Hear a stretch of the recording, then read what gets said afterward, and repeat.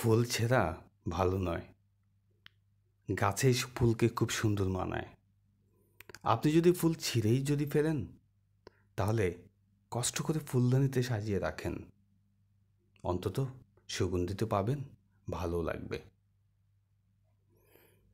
আকাশে যখন মেঘ দেখেন, তখন আপনার মনে ক্লান্তি আসতে পারে, কিন্তু এই মেঘ দেখলে ময়ূর কিন্তু তাদের প্যাখ্য মেলে নাচে। ওটা কল্পনা করুন না হয়, ভালো লাগবে আপনার।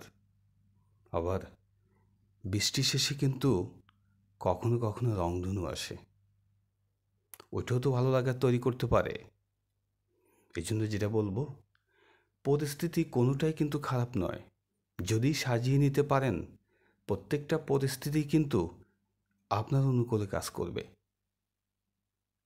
সুতরাং পরিস্থিতিকে কখনোই পর ভাবা ভালো নয়।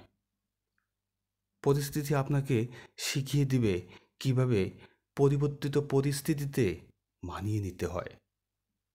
সুতরাং প্রত্যেকটা পরিস্থিতিতেই আমরা ভালো থাকতে পারি। ধন্যবাদ।